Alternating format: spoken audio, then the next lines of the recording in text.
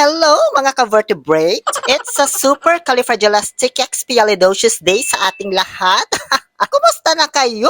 Di ko man kayo na-miss, Diyos ko. So for today's Pneumono Ultra Microscopic Silicovolcanoconiosis video, anong kunik ng word na yon? Huh? May bago tayong i-explore ngayon na isang syudad dito sa Eastern Region, Saudi Arabia. Ang lugar ng mga madamdamin, Dammam City of Saudi Arabia. Sisimulan natin sa kanilang public transport bus na sinakyan ko magmula sa Kubar papunta sa tinuluyan kong napakagandang hotel. O, 5-star yan, ha? Mga park at malls. Ewan ko lang kung saan nunal yan. Mountains. O, ayan ang inaabangan ninyo. At fish market kung saan ako naghanap ng Poga Estetam Palpyuk. O, pyuk yung itatawag ko kasi bawal sabihin yung puk. Baka ma-demonetize pa ako eh. Charot. Yan po ang mga aabangan ninyong lahat sa page na ito.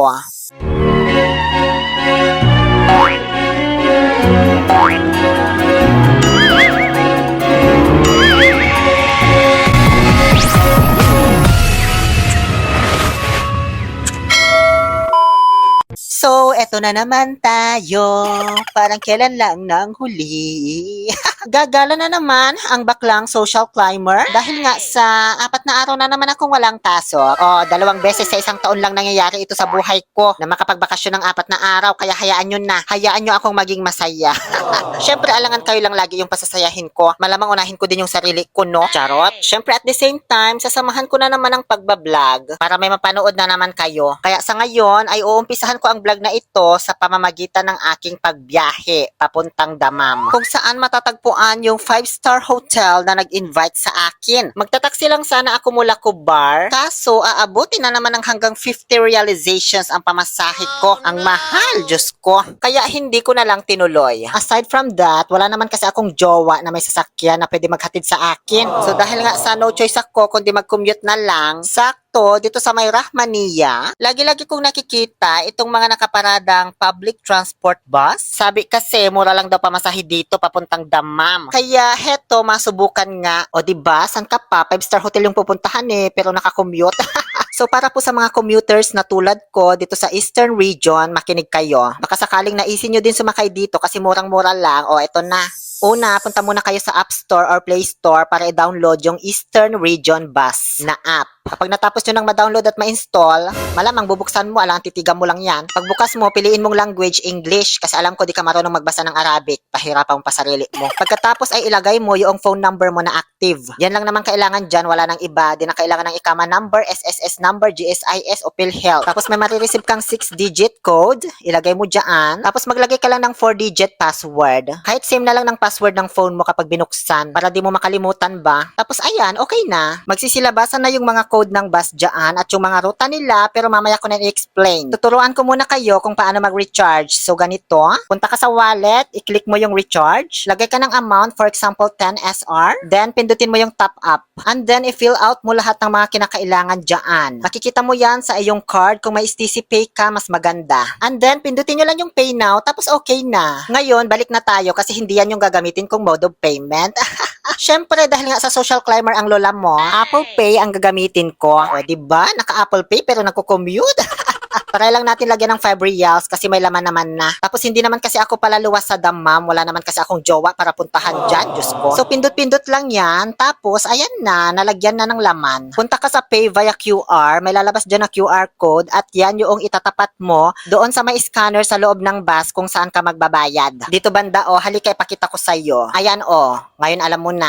So para po sa inyong kaalaman, 3 code lang ng bus ang dumadaan dito sa Al-Kubar. B2, E5 at F6. Yung B2 hindi po yan bumabiyahing Dammam, paikot-ikot lang yan dito sa Kubar. Yung F6 at E5 lamang po ang bumabiyahe mula Kubar papuntang Dammam, back and forth. Yung orange at purple na line. Bago ka sumakay, dapat alam mo na kung saan yung pupuntahan mo at kung saang bus stop ka bababa. Yung mga kulay puti na dots, yan po yung mga bus stop. Mamamonitor mo din dyan yung mga bus na parating kung ilang minutes pa yung aantayin mo. Ayan naman po yung presyo ng pamasahe, 3 reals and 45 halala. Fix na po yan. Kahit saang bus stop ka man bumaba. Nag-ooperate siya from 5:30 a.m. to 11:30 p.m. Ngayon, sasakay na po ako. Sa may F6 na bus po ako sasakay at bababa ako sa may Marina Mall bus station dahil walking distance lang mula doon yung pupuntahan kong hotel. So ito, itatapat ko na yung QR code ha. O, ganun lang. Payment accepted, tapos pasok ka na sa top 10. Ganyan po yung loob ng bus nila. Sobrang ganda at super linis. May monitor kung saan nakalagay yung mga bus stop na hihintuan niya every 2 to 3 minutes. Mayroon ding CCTV kaya bawal gumawa ng kalokohan. May mga hawakan din na para kang nasa MRT at pwede pong sumakay kahit sino dito, mapa girl, boy, bakla, tomboy, walang gender discrimination. May nakasakayan pa ako ditong babae, nakaabaya pa, mag-isa lang, ibang lahi. May mga family din po na sumasakay dito, di ko lang binibidyohan. At dahil nga sa nasa main station ako dito sa Cubar, Ramania, mag-aantay pa ng konti yung bus dito. Mga 5 to 10 minutes lang naman bago umalis, kaya inaabot ng around 40 minutes up to 1 hour yung biyahe nito mula Cubar hanggang Dammam. Kasi humihinto-hinto pa ito sa mga bus stop. Pero hindi naman ganun katagal yung stopover niya. Kapag walang pasahero, aalis din agad. Kaya mas convenient po ito kapag wala kang hinahabol na oras. Ngayon, nagsimula ng umandar ang bus. At laking gulat ko kasi habang paalis na siya, bigla nang may humabol sa akin. Hinabol man ako ni Daw Mengsa. Diyos ko, ganito pala ang advantage kapag nag-commute ka. Magiging mas madrama yung love story mo. Hindi gaya kapag naka-private car kayo ng jowa mong may sasakyan, ang isisigaw mo lang kapag nag-away kayo, stop the car! Diyos ko, ang OA. Very common, you know? Kaya iba pa rin talaga kapag nag-commute ka kasi kapag nag-away kayo ng jowa mo, habulan sa basang mangyayari. Mala Asian novela ang datingan ng love story nyo. Ha? Diba? Napaka-intense at hindi boring. Hindi gaya nung stop the car. I said stop the car. Diyos ko, napaka-corny at very common. My God. Charot lang. Oy, tuloy na nga tayo sa pag-explain. Diyos ko, pagalitan na ako ng gobyerno ng Saudi, So ito palang Eastern Region bus, guys. Under development pa lamang po ito. Kaya kung napansin ninyo, hindi pa ganun karami ang sumasakay. Sa totoo lang, 3 lang po kaming sakay dyan. At kung makikita nyo yung bus stop, hindi pa po tapos gawin yung mga waiting shed. Ayan puro buhangin pa yung sahig, halatang bagong gawa pa lang. At hindi pa po lahat ng bus stop ay mayroon ng ganyan. Yung iba, mayroon lang silang itinayong marka. Yung parang ganyan, kulay puti na, hindi ko mawari. Sa may Ramania Cubar main station, alam ko ginagawa na po nila yung waiting shed doon. Diyan po kasi yung magiging main station sa Cubar at sa Dammam naman ay sa may Marina Mall kung saan po ako bababa. Government project ng Saudi Arabia ang transportation na ito kaya murang-mura po ang pamasahe. Hindi kasi sila korap dito. Akalain mo sa halagang 10 realizations, makakarating ka na sa Dammam, makakabalik ka pa sa Cubar. O diba? Tapos pwede mo rin pala bayaran ng pamasahe yung kasama mo dito kapag wala siyang application. For example, 3 kayong sumakay tapos ikaw lang yung may application, pwede mong i-scan yung QR code ng 3 beses. Ano bang tawag sa ganun? Transferable payment ba? Basta, bala na kayo mag-isip. Itong F6 bus na sinakyan ko, sa may Raqqa po ang way nito, papuntang Dammam.